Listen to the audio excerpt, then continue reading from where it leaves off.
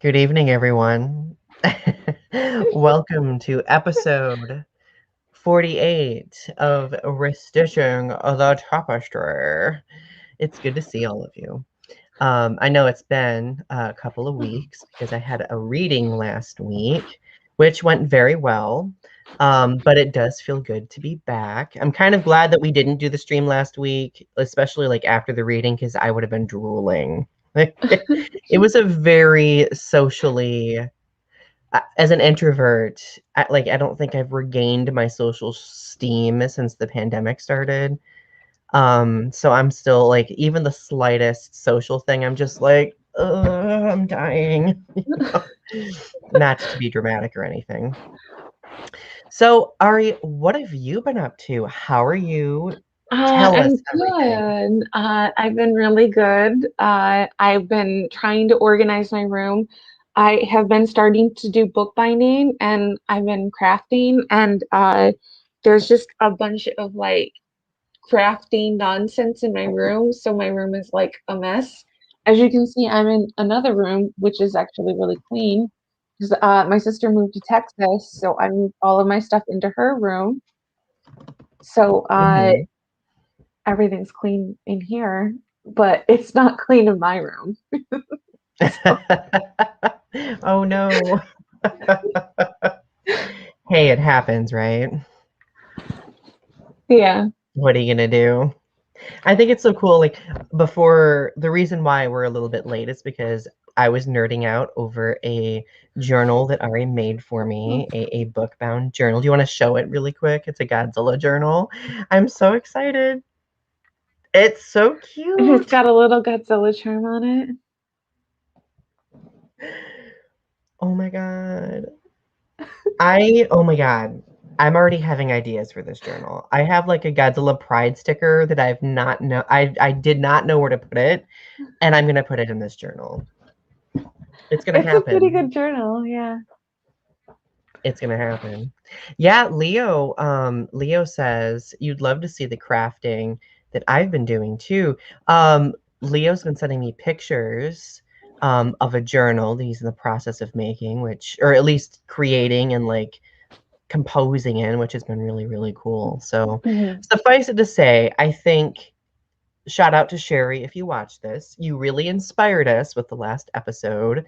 And I personally think that we should definitely do another episode where we talk about the art of journaling, and then maybe Sherry can take us into her studio and whip up something. If if we can see if we can see more Sherry journals, I am a happy person. Right. Like, just, this world just needs more Sherry, honestly. So It's true. Sophia's here. Sophia's here. Leo's here. Let's hope we have a few more people come on in. We don't know because obviously it's been over a week since we've done this. So, um, but so like beyond that, like I've been doing a lot of poetry stuff. I'm getting a little bit worried because I haven't done a lot of prep for school yet because I've had so much stuff going on with like creative writing. I shouldn't complain because I've always wanted that. I just need to be like kind of like reorient myself now that it's like mid to end of August. You know? Hmm. Um, but like I will say, and I know I talked about this in a couple of videos ago, but like last week was a very full circle moment for me, and I'm glad I got to experience it and looking forward, like I think situations like that are very validating for writers, right? And I really want all writers to experience that to some degree, right? Because I like deep down, all of us as writers, like we were talking about in the back area, we all kind of have like this latent imposter syndrome because think of all the weight we've had our whole lives, people telling us like writing won't make you money, writing isn't worth your time, writing is juvenile, writing is dumb. Like we have all of that on the back of our heads. It's true. And I still have it too, like mind you. Like even though like things have been good, like I still have moments where I'm just like, oh my goodness, Reach Communications. I'm a random viewer and just appreciate your sharing your experiences, difficulties, and triumphs. Thank you. Much appreciated. So today we have a pretty heavy topic to talk about, right? Mhm. But it's a topic that we've been wanting to talk about, and we believe that it's a topic that shouldn't just disappear like it kind of has, over the past few months. But we're going to be talking about it here tonight. We're going to be talking about the court system and racial justice. So before we get started with that, though, I'm going to read our show's mission statement per the usual. Many witness different atrocities, large or small, that fray the social fabric around us, and much of the time, many may feel powerless and know not how to address such things. This fray has gotten worse with the rise of social media because we're all able to collectively share in trauma as it goes viral. And as it happens on a mass scale, we experience a collective grief and outrage. So, naturally, unfortunately, a lot of these atrocities affect marginalized communities. And our goal with this show is to draw attention to that, have conversations about what we can do with our privilege in order to restitch that tapestry in the sense of trying to create awareness through conversation, creativity, and action. And ultimately, all of this is done under the umbrella of educating ourselves and perpetuating what we learn with all of you too. And of course, continuing to learn on our own through this entire process, because many of these conversations have been very illuminating for both of us too. So Mhm. all right, Ari. Oh my God, where, like, obviously, before we get to talking about any of this in depth, like, I think we should reflect a little bit on current events as well, right?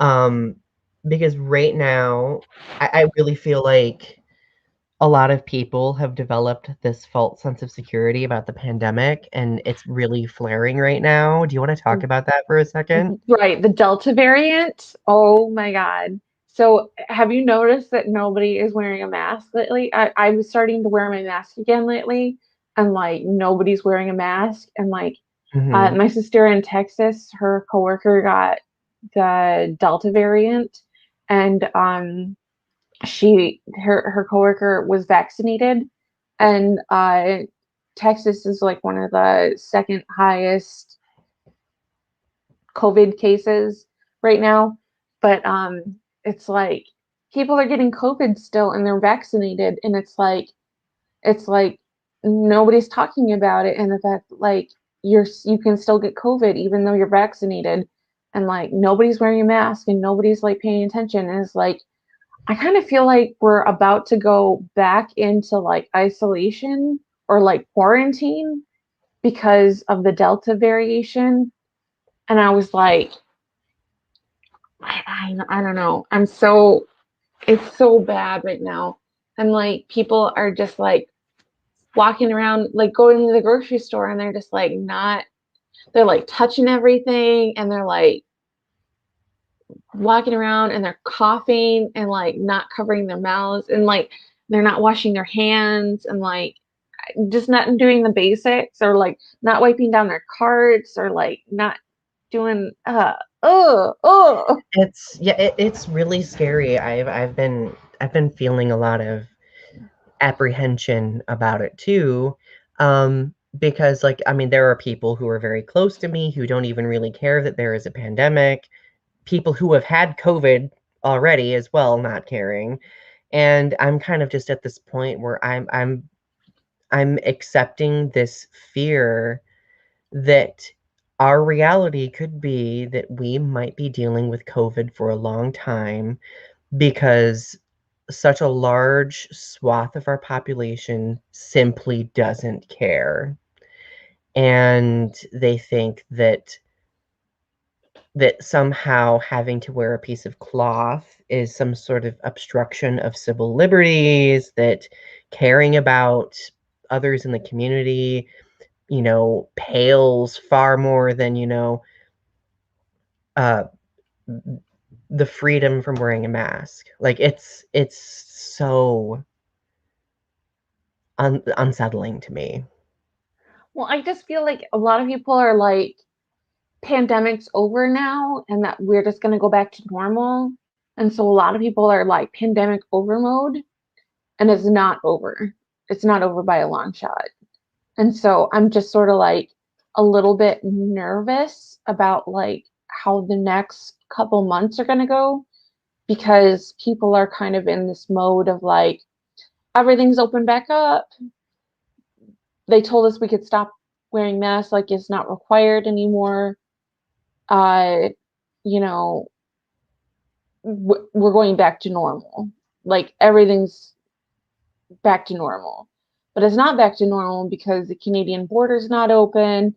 You can't really international travel. It's like things are not normal yet by a long shot. Right. Yeah. Like, it is just this false sense of security, right? I mean, don't get me wrong, like, I want to be optimistic, right? But people have to care in order for things to get better. Like, people have to want things to get better and You have take to do the action, work. You have to do the work for things to get better. And right? they're not doing the work. They're not putting the time in. Yeah. And yeah, I feel you there. Like, I feel that kind of anxiety about the whole situation too. Um, but I just hope that in some way, well, I guess what really concerns me as well, and I remember us telling ourselves this too at one point in time, that when, our current president gets elected, we're going to be very conscious of what this administration does. And they've flat out said that we are not going to go back to shutdowns no matter what. That was recently said during, I don't know if it was a press release or a press briefing. And to me, like, I was just like, that's a really Harsh thing to say. huge that's a huge thing to say. Like, that's a really concerning thing to say. So, yeah. It's like, I get the economy is important, yes, but what good is an economy if everybody's too sick to partake in it? Yeah. Yeah. But anyway, so we just wanted to reflect on that current event right now, and just have some conversation about it. Leo says somebody tried to complain about being called out for having white privilege, and I was tempted to say, "Do you kiss your lily white ass?" Oh, Leo, you crack me up. I think they're afraid of another Great Depression. I mean, that's understandable. Um, but the sad truth is, like, the pandemic itself could cause that. Like, a shutdown may not even cause that. If things worsen, like, I mean, if you don't have people to fill the jobs because everybody's dead, or at least sick, or unwilling to fill those jobs as well, because they realize that too scared to work. they're scared to work, or they realize that the pay is so dismally low, or they don't have access to health insurance because they are in a very, low paying position. Like, there's just so many variables, right? We could do a whole nother episode about that, even, honestly. You want to hear some gossip? I always want to hear gossip. Oh my God. So, my sister used to work at this hotel. She just recently quit this job. But there was a restaurant that was attached to this hotel, and the head chef was recently fired in the middle of dinner. So what happened was the head chef, when he got fired, he did a Facebook posting, and literally in the middle of the dinner rush, not only did that restaurant did they all walk out, but all of the restaurants in the property. So the hotel and the other hotel, they all put down their knives and they walked out during the middle of dinner. Oh, oh my goodness. It was Oh like, my and goodness. so my sister and I we drove over there to go meet up with somebody to bring them dinner, and they had a sign outside that said "now hiring." Well, that's an awkward situation. Oh my God. Reach Communication says, we recovered from pandemics in the past. This gives us an opportunity to learn and be prepared as these events might become more common for many reasons. I do think that it's important to consider that this pandemic is definitely another learning experience. I think people are in many ways surprised at how it's affected us because a lot of people assume that with like the health and technological progress we've made that, we aren't affected by such things, but we very much are, right? And we have to remain vigilant and very much down to earth about that sort of thing. I literally, Ari, I can't get over what you just shared about that. I, oh, wow. Okay.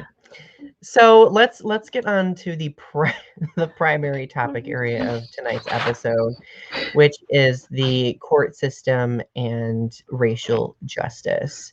So let's talk a little bit about the history of our court system with regard to racial justice. Ari, where should we even begin with that, in your So opinion? I like to start with Rodney King because that's the first time we really had a recording of a black man getting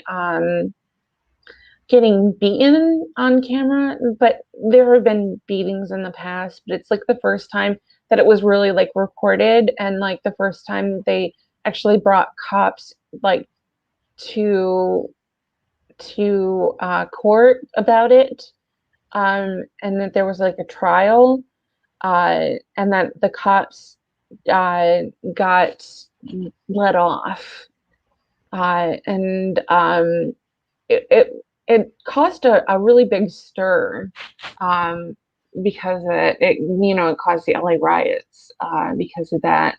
But you know, it was the first time really that like we saw a black man who was beaten, brutally beaten, and it was caught on tape, and nothing happened because of it. And uh, just it was just really terrible, this really terrible thing that happened. And there was just no denying that there was something terrible that had happened. Um, it was just so in your face, and like, and then the cops just got away with it. They just, they didn't even get a slap on the wrist. They just were like, and then they get released and not guilty. And it's like, why are they not guilty? It's right there. It's right there, black and white on camera. And it's like, they they're found not guilty. Why are they not guilty? Like they beat him. Like, how can you say that he's not guilty? Like, it's right there on camera. Like, how can you let them get away with it? And it's because the people who were on the jury were white, and they were a trial of the cops' peers, but not a trial of the victims' peers. Right. And interestingly enough, the Rodney King atrocity is what ended up leading to the LA riots associated with it too. So even at that time, I'm trying to remember, was that in 1980? 1991, 92, I think. 19, okay, I knew it was either in the late 80s or early 90s, but um that it speaks loudly that even at that point in time, well, I would argue we've at that point in time there wasn't as much April momentum as there is 29th, now. 1992 was when the LA riots began, through May 4th, 92. Okay. 1992. So it just demonstrates that even back then, um, people were able to see the atrocity and express their outrage over it.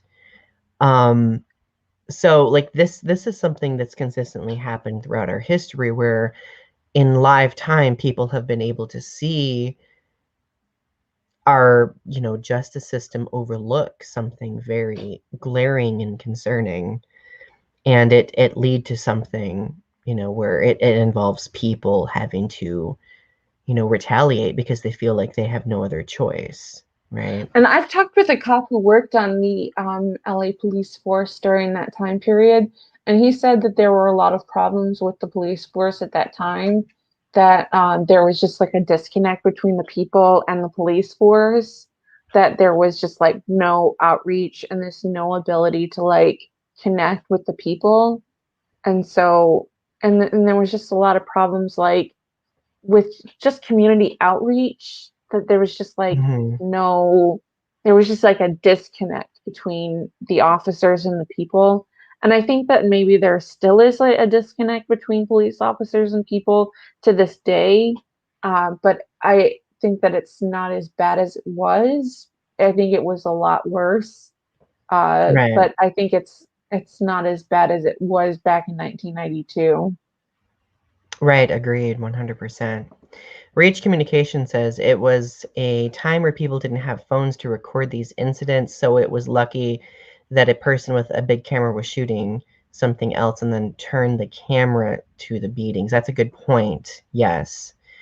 And it just it's just a good reason or a good example of like the fact of like technology started becoming useful in at least trying to protect people or trying to, show the truth, right? So Arpy is here. Arpy, it's good to see you. We've been talking about the pandemic and we've been talking about our justice system currently. And we've been kind of like delving into the history of the justice system failing in instances where there has been racial injustices taking place. Um, Leo says it's crazy to see the conservatives want us to fear law enforcement when law enforcement is meant to protect us. Yeah, yeah. So, so obviously, like the early to mid '90s were a very interesting time where the conversation seemed to at least begin, right? And even like back then, of course, it was controversial. A lot of people were very much like I have a lot of people in my life who remember the Rodney King LA riots, and they were like they're very like, I don't know, like negative about it. Like, oh well, like this is, why did that even happen? Blah blah blah blah blah. And I really think that It seemed like much if like you were white, today. you were a friend of the police, but if you were black, you had to be scared of the police. And I think that that's still true to this day. Oh yeah. Even if it's not directly stated, it's like this subliminal, you know, perpetuation of these fears or these, romanticized notions of, you know, the protection, right? If that makes sense. Um, Rogue Agent is here. It's good to see you. Hopefully you're doing well. The police culture was very violent. It was a large group of officers beating on one person. Who knows how many people could have been killed, but that by that kind of abuse, the violence bleeds into the cops. Yeah, fear and violence has a way of taking over one's, judgment making, of That's true. course. Yeah. Hmm. So, in the '90s, Ari, like, are there any other significant events that you can think of that There was the trial of reflect? Oj Simpson, which didn't start out as racial, but it became a racially charged thing, and it really became a black versus white thing. That it was like that when Oj Simpson was acquitted, there was a lot of black people. There were a lot of black people who were relieved that Oj Simpson was acquitted, and there were a lot of white people who were very upset by the fact that Oj Simpson was acquitted, that some racial injustice had taken place. And I feel like uh, that black people had thought that there had been some kind of like racial justice that had taken place, that it was like a black man had been freed, and that he had, there had been some justice taking place, that he had gotten off for murder, and that he had, that he had gotten off the system, that he had enough money to do it, and that he had, done something good. And I feel like it's kind of seemingly racial justice because he had gotten off, but I feel like it's because he had enough money to do it, to Mm-hmm. pay for the lawyers to do it. I don't think that it had to do with the fact that he was a black man. I feel like it had to do with the fact that he had enough money to get off. Right. Yeah, I agree completely. So Rogue Agent says that I don't think every cop is evil. And we don't either, like mind you. Like we know there are really good people out there. But like when we have large groups of people who are willing to look over the atrocities of a few and how that specific system allows those atrocities to take place without putting in measures or holding people accountable, that's what becomes problematic, if that makes sense, right? So um yep, Reach Communications makes some good point. Yes, I've heard about the Emmett Till case, RB. Yep. um so okay, so like obviously like that was the 90s, right? Moving into The the 2000s, 2000s, yeah. like how did do things shift at all in your opinion, or I think it just gets worse because there just are more there the shootings just continue and they get I'm not sure if they get worse, but I feel like we hear about them more.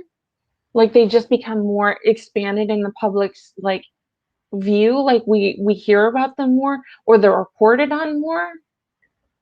Because it starts with Trayvon Martin. We hear about his death from George Zimmerman, who is arrested and he is charged with his murder, but he is doesn't go to jail.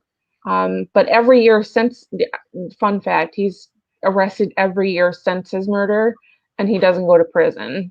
Like he's arrested for domestic violence, he's arrested for abuse, he's arrested for I think he stole a car at one point. He's arrested for a lot of various crimes, but he never goes to prison. He also sells the gun that killed Trayvon Martin at auction for about $230,000, which means he benefited from Trayvon's death. Um, so he made money off of Trayvon's death, but he, the family didn't get anything from his death. Mhm. Yeah, like I'm trying to remember when that happened. What year was that happened? I don't remember. I believe it was 2008, 2009, maybe 2010, 2012. 2012. I pulled up Google because I was like in the process of that. But um it wow, it's been almost 10 years. It does not seem like it's been that long, honestly. See, the thing is, like, I think in many ways, like, it does seem like it's gotten worse. But truthfully, I think that it's always been this bad. Access to technology has made it easier to talk about it and to draw And that attention reporting to it. reporting on it, I think, has just gone up. That we just have been talking, the conversation about it has gone up.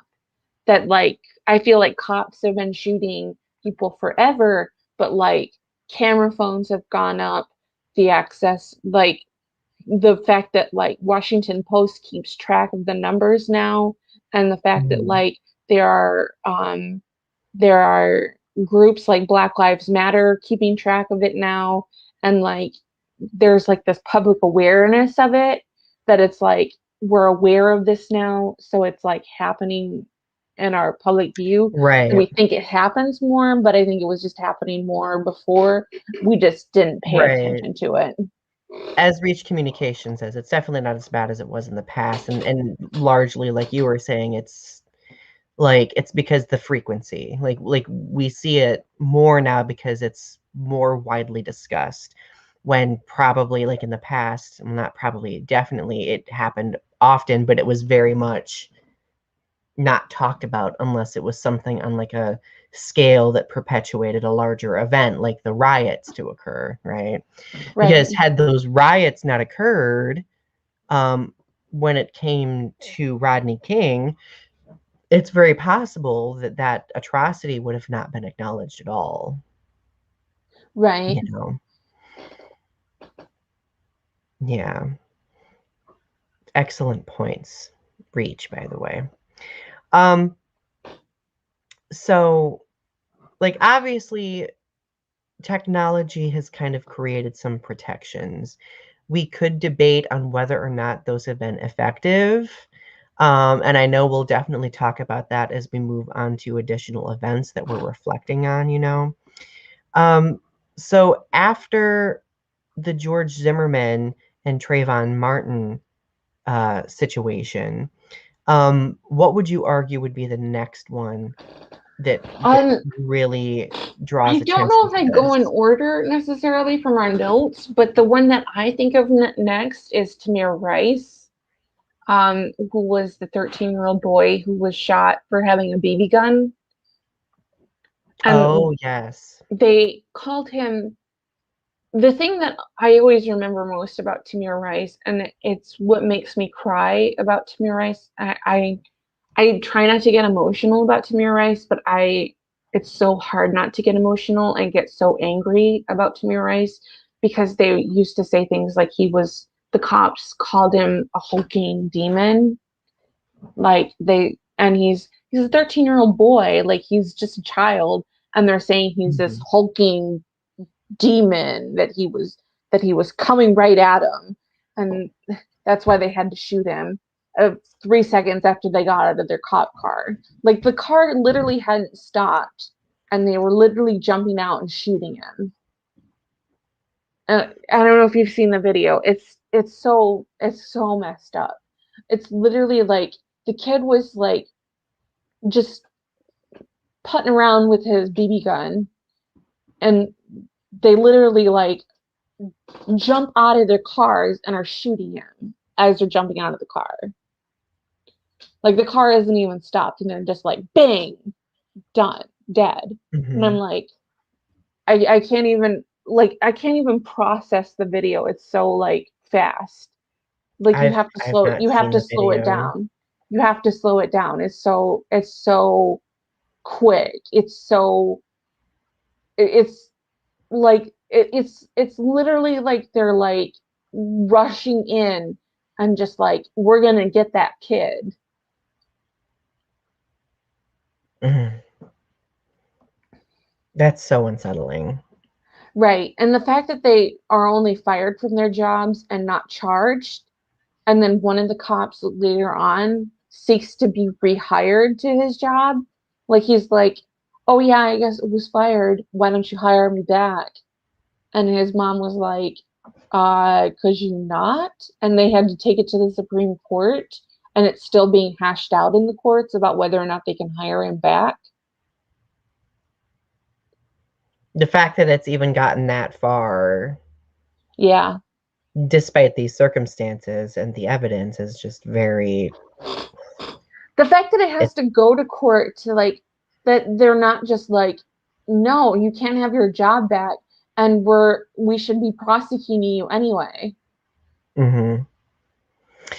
So, Reach Communications is making some good points. So, the public voted to incarcerate people after 3 strikes, and they locked many people up for years, which disrupted families and created more crimes of passion and despair.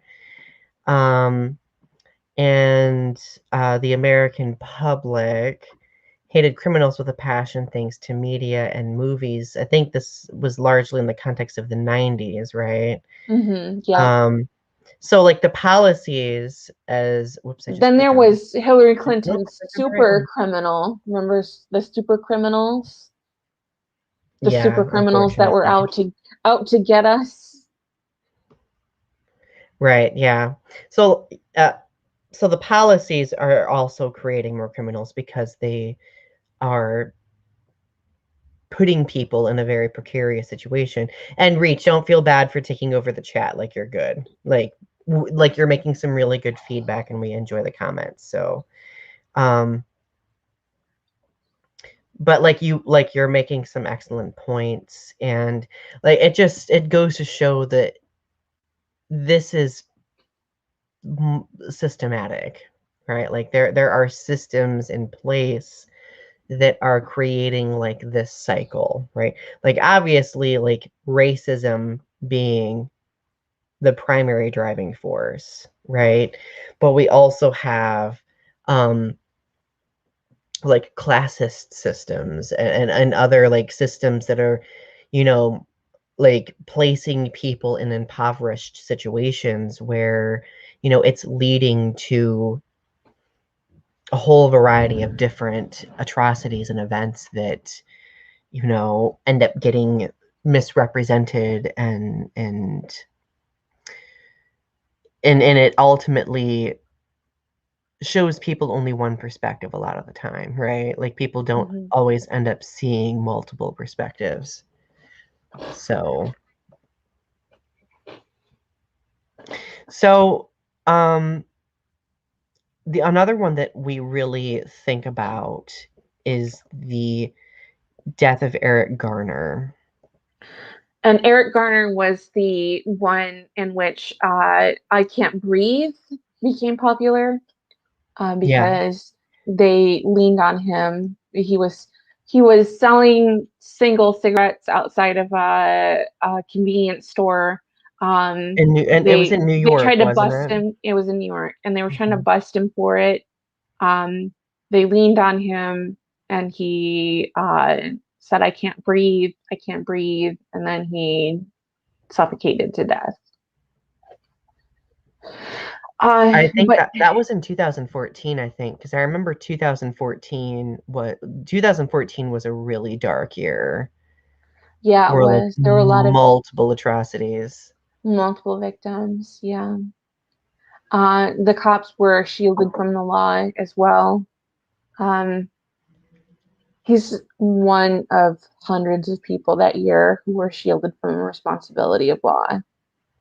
Yeah. Um, I like I remember the media sharing the actual video on live television.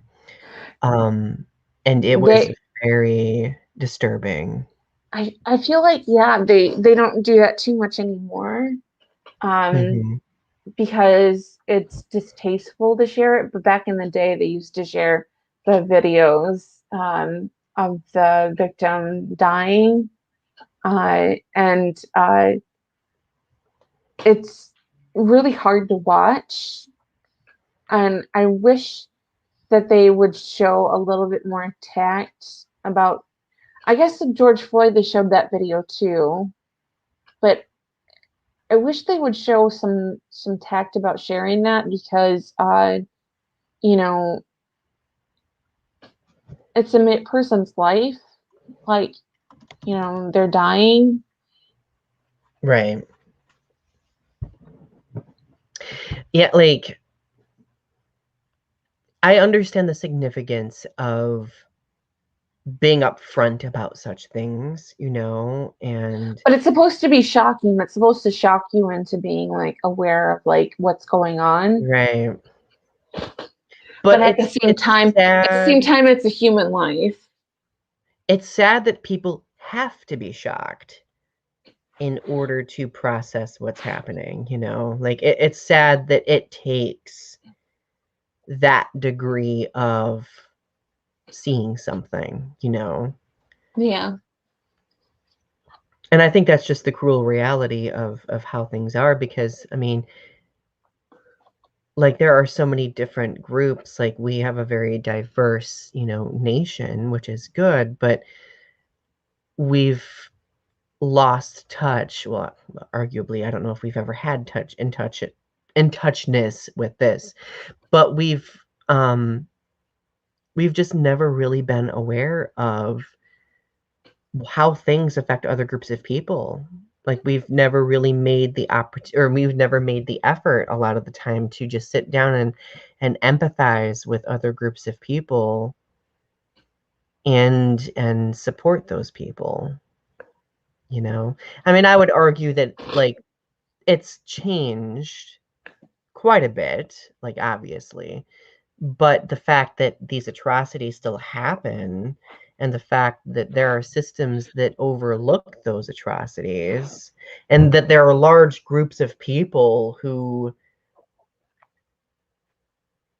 wear rose tinted glasses with regard to these atrocities, like that speaks loudly. I just feel like it's really triggering for Black people to see things like that. You know what I mean? Oh, Like, yes, 100%. it's just like, you know, to see another Black person get murdered. It's like, do they really Well, need to and see that? Or does that it's really need to really be out in the public sphere? right. And with our privilege, it's so hard to fathom, you know. But But like, it's for white people to wake up and see that this is right, happening. right. Like I know we've talked about this before when we've had conversations about like educating and that, you know, a lot of Black people are placed in the difficult position of having to take on the role of educating. But I've learned a lot over the past several years as well, in the sense that there are a lot of Black people who are just exhausted. They like Yeah. are just exhausted of having to take on that responsibility of educating people on basic human things that seem very self-explanatory to care about, right? Well, they're tired of having to like justify their existence. Mm-hmm. Yes. Yep. Exactly. Well, you know what it's like being LGBTQ, you having to justify your existence. Well, yeah. Like I think that in some ways, like there is that erasure, right? There is that anxiety, there is that exhaustion. I just know that it probably feels way different from a racial perspective too, It right? is, yeah. Um, and I think it's our responsibility. If we have any modicum of privilege, I think it's just our responsibility to do the best that we can in allowing others to speak and for us to listen. And we're going to talk about this later on too. But like allowing voices who are able to speak and to try our best to learn from these atrocities so we can call them out, so we can advocate, so we can, you know, support in what ways we can. It's true. Yeah. So, do Reach Communication says we're in bubbles, but thanks to social media, you know have constructive but polarizing views. But they shouldn't be polarizing if we were objective. If we really demonstrated human empathy, these things definitely wouldn't be polarizing, right? Um, yeah. It's hard to change minds when there are millions of dollars of media that are constantly triggering a more defensive approach. And it's true. Like, I know, like, I mean, media does a lot of good, but also there are areas of media that really, social media especially, that really do an extensive job fanning flames and perpetuating misinformation. Well, the algorithm, it shows you what you want to see and it makes you see what you want to see and it ramps it up. And then so It if you're it turns if into an you're echo chamber. if you're angry about something, it'll show you that hate and it'll make it more hateful and you'll just be in this ball of hate. Uh, and it'll just keep ramping up and you'll just keep going in this direction of angry hate. And so you won't see the average person who is just not just like, this is this is crazy town. Like, you shouldn't be mad about this. There's nothing to be mad about. Right. Well, like, yeah, it's a perpetual cycle that keeps on going. And like I know like I could go on and on about, I mean, we could do a whole episode talking about like the definition of what an echo chamber is and why it's so unsettling, right? But that's what it does. Like it creates a situation where people are surrounded with, like you were saying, like what they're familiar with. And Reach Communication says that we have to learn to apply. Oops, I just messed up my camera. What am I doing? We have to learn to apply context to what we consume. Yes. And that, in many ways, that comes back to critical thinking skills, which also circulates back to the devaluing of education, which we've talked about many times throughout our show over the course of the 48 episodes, right? That the fact that the devaluing of education definitely impacts all of this, whether people are aware of it or not, Mm-hmm. right? So, um, so we've talked about Eric Garner. Let's stay in 2014. In 2014, another significant event happened, and that was the death of Michael Brown in Ferguson, Missouri. And that's the event that initiated the Black Lives Matter movement, right? Mm-hmm. And I remember exactly where I was when all of that happened. I had just moved to Missouri. And I did not live anywhere near Ferguson or St. Louis. Like Ferguson is a suburb of St. Louis. I didn't live anywhere near there. I lived closer to Kansas City. But like I remember it was dominating all media, all social media, as it should have, because it was a horrifying atrocity. But I also remember seeing so many people who were like, this was the first example where I saw a lot of people, or where I learned that a lot of people would really hone in on a victim's personal history, no matter how detached their personal history was from the atrocity that ended their lives, right? And like it's mind-boggling to me that would be somebody's prayer. Like I remember like with um recent events with George Floyd, like a lot of people would really focus in on George Floyd's like, history, like what type of record does he have, so on and so forth. Like it's Was he drinking that day, or mhm. what was he getting from the store, and what was he doing that day? Anything to justify, right? Anything to justify, like that's what became the emphasis for a lot of people. And it was like, it doesn't matter what he was doing or where he was going. A cop decided that he should be murdered that day, and so he did it. Yeah. Yeah. And I remember like the protests lasted for weeks and weeks, and just nothing was done. Nothing came from it. No.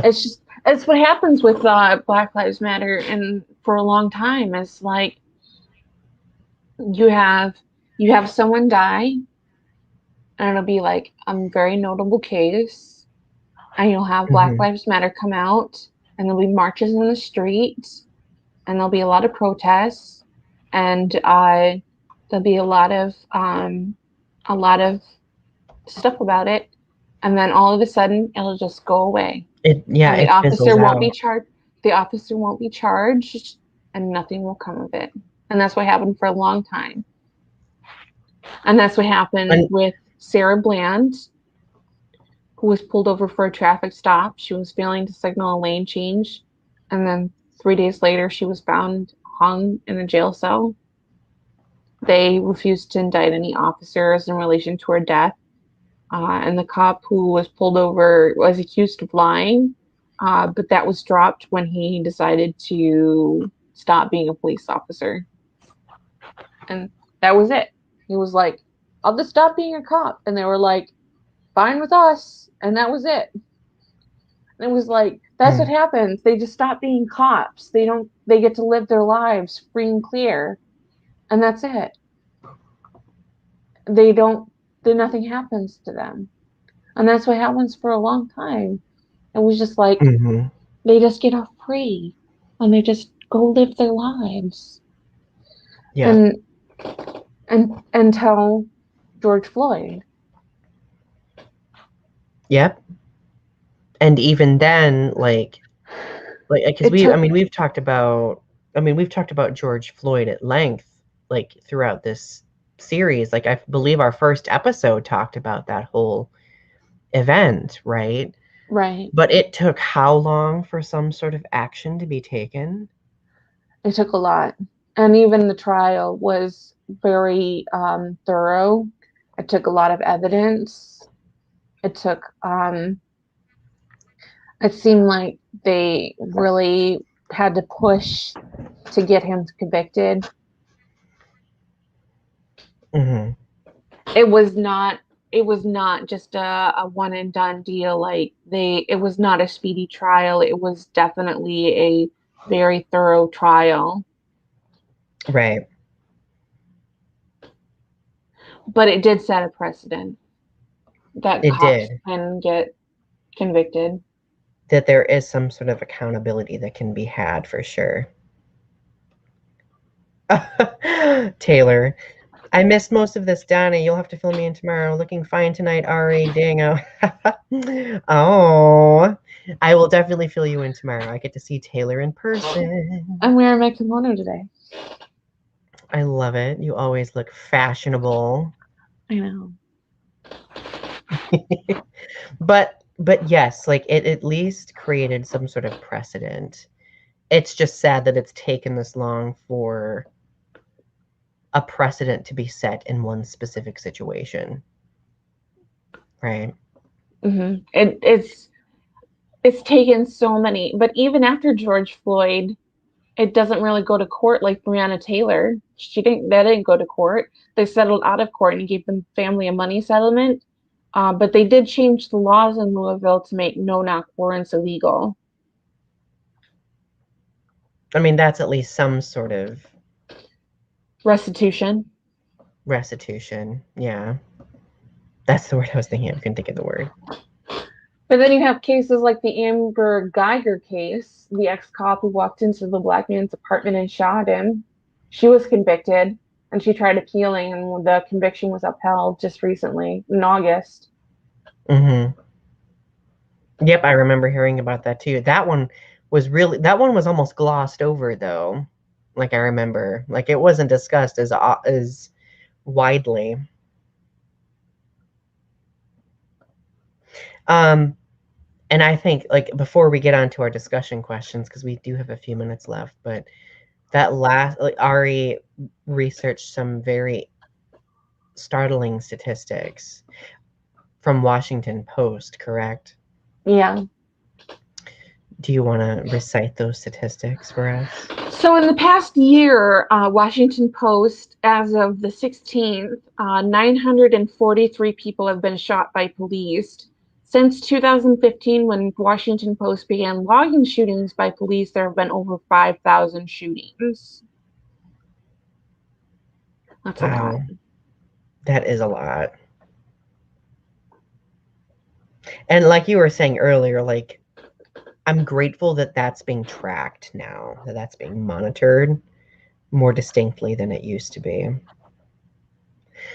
So moving forward to our discussion questions, like I know I've heard the argument before that there seems to be this disparity between rural America and city America where like I've seen people ask like why do rural Americans often choose to downplay police brutality? So I guess the question is, Ari, like, is that the case, or is it more so a racial thing where there's just larger groups of white people who downplay police brutality? I feel like police brutality happens everywhere, but I feel like uh, less people filming it in rural areas, maybe. Um, Mm-hmm. that there's less accountability in rural areas, that you don't have people like, because you have it happening in New York City a lot, but you'll have people filming it. Right. Leo makes a good point. Just a few bad apples, quote unquote. Yeah, maybe not all bad apples, but definitely more than a few. And the truth is, if you have one bad apple in an entire bunch, sometimes that one bad apple can, you Spoil know, the brunch. exactly, right? And it's important for the system If you have one to, bad apple, the rest are complicit. yes, 100%. Especially if there's no accountability involved, right? Mm-hmm.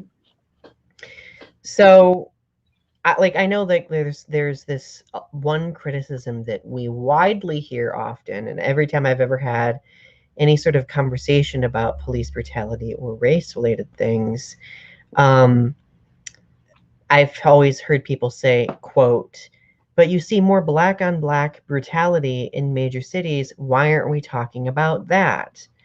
Or what was the one that you mentioned in the back room, Ari, that was very thought provoking? Why aren't we talking about white on white crime? Right. I mean, that's a Why, lot of like, crime right there. White on white well, crime. I've also heard people say, well, why don't we talk about police brutality against, white people who might be poor? And the truth is, like, nobody's denying that there is police brutality, but we clearly notice this cycle, these frequencies happening more so with specific groups of people, right? Black Americans being that specific group of people.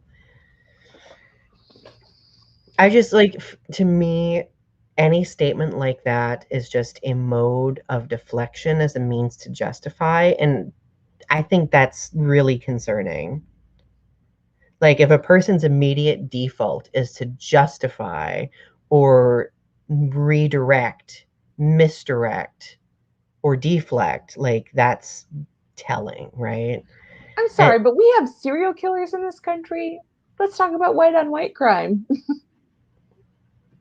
We have people who literally go out and like murder and rape white people who are white. What are we talking about that? it's it's just like, I just, there should be no place for that deflection, right? Like, just people need to stop. Oh. And truthfully, I shouldn't be laughing about that, but it's gotten to a point It's where just so ridiculous. It's so ridiculous. it's so obvious when people do it. And it's such a non sequitur. Like it just doesn't it's so meaningless. It's like And well, and people know how it comes off too. Real it's so racist. It means it's it like not is. it's just saying that like you don't care about black people, so you're just talking about like because you're just focused on the fact that like well black people commit crimes against each other so that Mhm. that must be that they don't care about each other and that it doesn't matter because they obviously just are going to destroy each other and it's like no because white people commit crimes against each other all the time and they still obviously care about each other. Right. Well, like, you make a good point, and also Reach makes a good point. So they are deflecting to take away attention, and like, that's always been a very potent tactic fueled by the system that is racism. Take away attention. Don't, like, give it erase it. Right. We've seen what erasure has done to multiple groups of people throughout our history, and we still see it, unfortunately. So we've talked about so much during this episode, and this, like, we're fully aware that this is an issue with multiple variables, multiple aspects, And honestly, there is not going to be one solution that's going to fix everything. Like, it's going to require multiple solutions, continual vigilance, especially from privileged groups, privileged people like us, for example. So that begs the question of what can we do with our privilege to help in some fashion, right? So obviously, like, I really do think that the most important thing is allowing voices of marginalized communities to speak instead of speaking over those groups of people, right? So there are specific situations that we might be in where there might be a person who doesn't share in the same privilege that we have. If that's the case, it's very important to allow that person to speak, to allow that person to be heard, right? And then advocate when appropriate, you know, supporting Black businesses, supporting businesses of other marginalized groups as well, calling out injustice and brutality if seen, of course, while exercising personal safety, and ultimately educating. Yeah. Mm-hmm. I support Black media. That's what I do.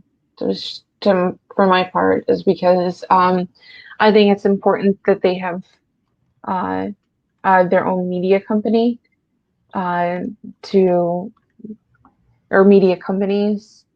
Uh, I think they should have more than one. To that they should be able to have a source of information from various Mm-hmm. sources to be able to go to for information. Right. To yeah, Um, Also, Leo, you make a good question where you ask, like, what is what differentiates POC, like people of color, and Black Indigenous people of color, and I just embedded a link about that. And the truth is um, Black Indigenous people of color is more so of a, like, first person perspective. It's not as generalizing, and it includes very specific groups that have faced considerable atrocity. Um, so it's, I would argue, a more inclusive acronym. So, do we have any more advice on things that can be done, Ari? Or did we pretty much sum it all up? I think we summed it all up. I think so too. Anyway, my friends, like, like one parting thing that I have, that, like, a lot of people get very insecure and retaliatory when there are conversations about privilege or racism. And the truth is, those of us with privilege should not have should shouldn't be ashamed for the privilege that we have. It's not necessarily our fault that the privilege is there, but we have to acknowledge that it's there and what that allows us, and what other people may not have access to because of it, right? So at the end of the day, like, having the conversation is more meaningful than allowing shame or fear of conversation about it to completely prevent an educational moment, if that makes sense, you know? So, Ari, do And you the have any fact parting that words? Oh, we need to do something to change the story of Black people being killed by police officers. We need to do something to change that story. exactly. 100%. And I think the perfect sentiment to end on is Reach Communications' statement of, we're lucky we can learn and grow because of that privilege. And we should use that privilege to empower us to continue growing and learning, right? All right. So thank you so much, everyone, for joining us tonight. This was a very expansive conversation. Thank you, Ari, for always joining me and having a good conversation with me. It's always nice to hang out. Thank you all for tuning in and joining us. And tune in next week for what is our episode next week? 49. The history of our fashion experiences. And we will hopefully have Sherry Archer back to talk with us.